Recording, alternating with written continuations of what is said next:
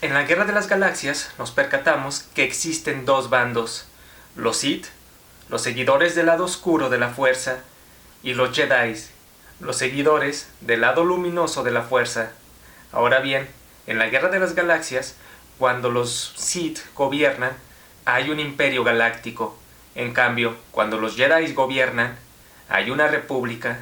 ¿Te has preguntado por qué, cuando gobiernan los malos, hay un imperio y por qué, cuando gobiernan los buenos, hay una república?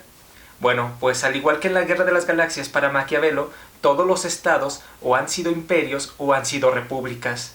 ¿Reconoce la diferencia entre un imperio o un principado, como lo llama Maquiavelo, y una república? Pues bien, un principado es todo aquel estado regido por el mandato de uno.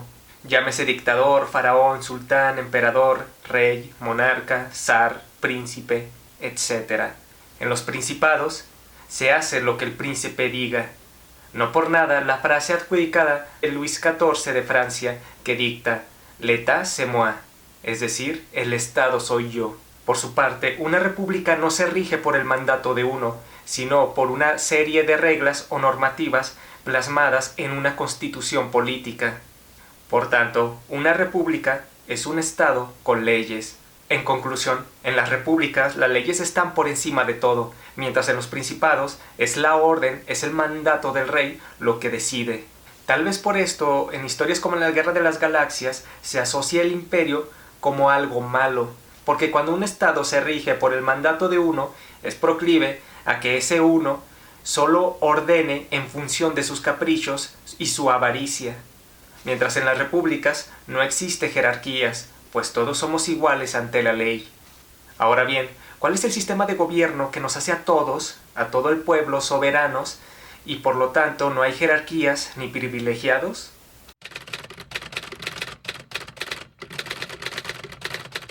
La democracia, el gobierno de y para el pueblo, en donde los ciudadanos deciden las cuestiones fundamentales de sus estados.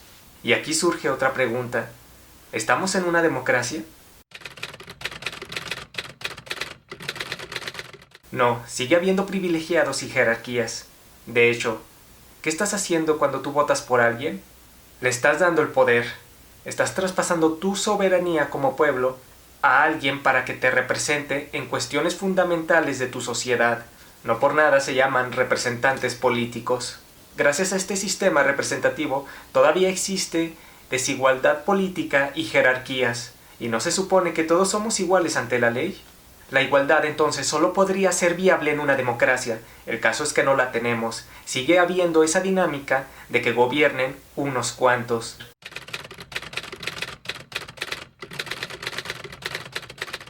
Tal vez se me reproche. En el capítulo 2 del Príncipe de Maquiavelo, al inicio, él dice que este tratado solo hablará de los principados, no de las repúblicas. Entonces, si nuestra nación es una república, es decir, es un estado con leyes, ¿por qué hablar de la obra de Maquiavelo? Bueno, precisamente porque en la república sigue habiendo esa dinámica de que unos cuantos controlan el poder. Y por ello es importante aplicar las enseñanzas del Príncipe de Maquiavelo en una política representativa actual. Para comenzar, hagamos un ejercicio mental. Imaginemos que existen dos partidos políticos en tu nación, el Partido Azul y el Partido Rojo. Imaginemos por un lado que el Partido Azul lleva varios años en el poder. Es el status quo. Y es una tradición este partido en tu sociedad. Incluso este partido ha hecho las cosas relativamente bien porque hay estabilidad. Y cuando nos referimos que hay estabilidad, es que no hay inseguridad, hay paz. Y cuando hay paz, cuando una sociedad está segura, los ciudadanos pueden salir a las calles a ejercer su comercio, su industria, sus trabajos. Entonces, si hay paz, si hay seguridad en un pueblo, por lo tanto, es muy probable que la economía y todo lo demás esté bien. Este partido pues es garantía, al menos así lo ha demostrado, de seguridad y estabilidad. Incluso si llegan a hacer un acto de corrupción, es muy pequeño. De lo contrario, si fuera muy grande, obviamente, propiciarían una inestabilidad. Pero no, este Partido Azul nos ha dado estabilidad como pueblo. Por el otro lado está el Partido Rojo. Todo el discurso del Partido Rojo se basa en que el Partido Azul, el partido tradicional, es la causa de todos los males. Si hay pobreza, es el Partido Azul. Si el sistema educativo está mal, es el Partido Azul. Si hay desempleo, es el Partido Azul. Todo lo malo que acontece en la sociedad, según el Partido Rojo, será gracias al Partido Azul. Todo el discurso del Partido Rojo está en función de culpabilizar a los azules y que serán ellos, los rojos, quienes los rescatarán, quienes serán los salvadores, los héroes de todo aquello malo que ha pasado gracias a los azules. Ahora, tú como votante tienes dos opciones. Por un lado tienes el Partido Azul, el partido tradicional, el partido que te ha dado estabilidad en cuanto a seguridad. Y por el otro lado tienes al Partido Rojo. Si votas por ellos, sería un gobierno nuevo. No sabes qué es lo que va a ocurrir, no sabes cómo gobernarán. Por lo tanto, el rojo representa un principio de incertidumbre. Estableciendo así las cosas, ¿por quién votarías? Por el azul. De hecho, siempre va a ganar el gobierno que represente una estabilidad. Si tú como político quieres salir avante en las elecciones, más te vale afiliarte o estar en el partido que representa la estabilidad. Por otro lado, cuando ese partido azul comienza a representar inestabilidad mediante actos graves de corrupción, o se le conocen últimamente casos graves de violencia y opresión, entonces únete a la oposición. Los partidos que representen la estabilidad siempre van a ganar. Cuando esos partidos comiencen a representar lo contrario, es decir, la inestabilidad, van a comenzar a perder. Entonces es muy probable que el Partido Rojo, el partido de oposición, gane. Ahora, supongamos que tú eres del partido que gana las elecciones porque representa estabilidad. ¿Qué pasa si tú quieres adquirir provincias o comunidades aledañas que están gobernadas por el partido de oposición? Tienes que hacer lo siguiente. Debes de tener en cuenta que en la política todo se basa por intereses. Las personas que están a favor de ciertos gobiernos es porque por lo general reciben beneficios de esos gobiernos. Para ganarte esas provincias necesitarías beneficiar a la gente que ya era beneficiada por el otro partido. Entonces tú tendrías que seguir dando los apoyos sociales, las becas, las despensas a la misma gente del anterior gobierno. Porque si no lo haces, toda esa gente se pondrá en contra tuya. Tú le representarás a toda esa gente inestabilidad. Y recuerda que la inestabilidad es lo que hace siempre hacer perder a un partido. Por ello, es necesario beneficiar a la misma gente en la medida de lo posible, para que siga habiendo una estabilidad. Solo que en lugar de que esa estabilidad esté representada por el partido de oposición, que ahora sea el tuyo quien la represente. Si tú eres de la oposición, no se te ocurra entonces dejar de beneficiar a los que ya eran beneficiados por el gobierno anterior, porque en la medida en que lo hagas, representarás la inestabilidad.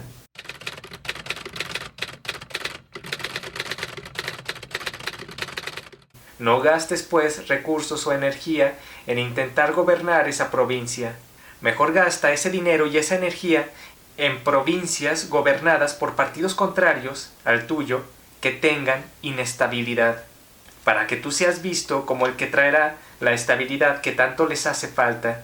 Si en una provincia o en una municipalidad al gobierno opositor se le conocen varios casos actuales de corrupción, tienes que aprovechar, porque tú serás visto como aquel que puede traer de vuelta la estabilidad.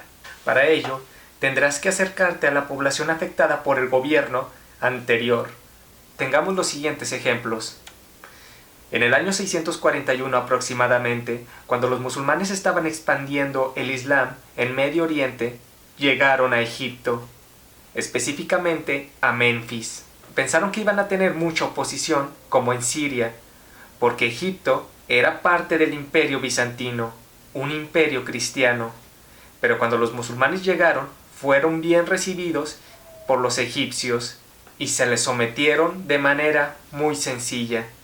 La razón es que los egipcios vieron a los musulmanes como salvadores, ya que los egipcios tenían que padecer un imperio bizantino que les cobraba impuestos hasta por respirar el aire. Otro ejemplo es el de los aztecas. Los aztecas era un imperio que les cobraba grandes impuestos a las otras civilizaciones indígenas. Entre esos impuestos era el de exigir personas para sacrificarlas a sus dioses. Cuando los españoles llegaron, principalmente los tlaxcaltecas, se les unieron para derrocar al imperio despótico de los aztecas. Los anteriores ejemplos nos dejan en claro que cuando una sociedad tiene un mal gobierno, es fácil que lo sustituyan. Ahora, cuando es tu partido o tu gobierno el que está creando inestabilidad, tienes que actuar de manera inmediata. Tienes que castigar a los culpables y sustituirlos rápidamente antes de que el disgusto ciudadano hacia tu partido se extienda, ya que eso puede afectar a tu partido las próximas elecciones. Si tú tienes que castigar a uno de tus funcionarios, no dudes en hacerlo. Tienes que ser tajante y aplicar la justicia para que tus ciudadanos vean que tú eres por sobre todo justo. Ahora, si tienes que elegir entre darle la espalda a los funcionarios o a los políticos de tu partido por atender al pueblo, no dudes en hacerlo, porque los políticos cambian cada sexenio, cada periodo determinado, pero la ciudadanía es siempre la misma. No importa que sacrifiques contactos importantes con políticos influyentes, mientras tengas a la ciudadanía contenta. Si la ciudadanía cree que con tu gobierno tiene estabilidad, no tienes nada que temer, porque la ciudadanía creerá que tú y tu gobierno son necesarios. Por ello, Maquiavelo dice lo siguiente: un príncipe sabio, traducido al lenguaje actual, un político sabio, debe conducirse de tal modo que en todo tiempo sus súbditos, sus ciudadanos, crean que lo necesitan. Esta es la mejor garantía de la fidelidad de los pueblos. Si tú te ganas entonces al pueblo, no hay nada que temer, porque los partidos de oposición o los gobiernos de oposición, cuando quieran desplazarte, no podrán hacerlo, ya que ellos representarían una amenaza a la estabilidad que los ciudadanos tienen contigo. Por otro lado, también es importante que tú representes las tradiciones, si es que las tiene, del pueblo que gobiernas. No vas a ser un pro-palestino musulmán si quieres ser presidente de Israel, o no vas a ser un tibetano si quieres ser presidente de China. Si la mayoría del pueblo que representas es, por ejemplo, católico, es bueno que tú también lo seas, aunque sea solo por simulación. Maquiavelo nos dice que la peor cosa que tú puedes hacer como político es aumentar los impuestos, ya que ese es, ante todas las cosas, el peor signo de inestabilidad. Si un gobierno es despilfarrador y gasta su dinero en corruptelas o en intereses particulares, es muy probable que recupere ese dinero subiendo los impuestos a la ciudadanía. Eso ocurrió, por ejemplo, con Calígula, cuando comenzó a aumentar gravemente los impuestos para rellenar las arcas públicas que él se había gastado en fiestas, orgías y lujos. Recuerda la historia de la humanidad. La subida de los impuestos es el primer eslabón para crear una revolución. En el año 1642 comenzó la Revolución Inglesa porque el rey Carlos I aumentó los impuestos y creó otros impuestos porque su gobierno estaba en bancarrota. Estados Unidos comenzó su independencia en el año 1774 porque la monarquía británica decidió cobrarles impuestos en importaciones. En Francia, Luis XVI le aumenta la carga tributaria al tercer estado, es decir, al pueblo y a la burguesía, y comienza la Revolución Francesa. Lo más importante entonces es no hacerte aborrecible a tu pueblo. No importa si tú tienes enemigos extranjeros, lo verdaderamente importante es que no los tengas dentro de tus murallas. Para Maquiavelo, el político debe de ser astuto como el zorro y poderoso como el león. En ciertas cosas se debe de ser tajante, sobre todo en la aplicación de las leyes, y en otras se debe de ser astuto, sobre todo en las promesas de campaña. Por ello, las propuestas deben de hacerse con mucha reflexión. No prometas lo que no puedas cumplir, porque las personas suelen faltar el respeto a aquel que no cumple sus promesas, y por el contrario, suelen respetar a aquellos que cumplen las mismas. Y esto causa que tengas una buena reputación. Pero la reputación no solo depende de uno, sino también de las personas que te rodean. ¿De qué te sirve ser una persona muy honesta si a tu alrededor tienes personas sumamente corruptas? Por ello, hay que ser astutos como el zorro, para saber rodearnos de la gente correcta y hay que ser tajante como el león, para aplicar la ley contra los corruptos. Por eso hay que saber con quién ser generoso y con quién ser cruel. Por eso Maquiavelo nos dice lo siguiente: el que quiera ser bueno absolutamente con los que no lo son, no podrá menos de perecer tarde o temprano. Por esto, el príncipe o el político debe aprender a no ser siempre bueno, sino a hacer lo que las circunstancias y el interés de su conservación exijan. En conclusión, un buen político sabe que los tiempos y las circunstancias cambian y que él debe, en todo momento, ajustarse a estos cambios, de manera que ante estos cambios él pueda hacer salir avante a su gobierno y que su gobierno, a pesar de las circunstancias, garantice y prometa la estabilidad.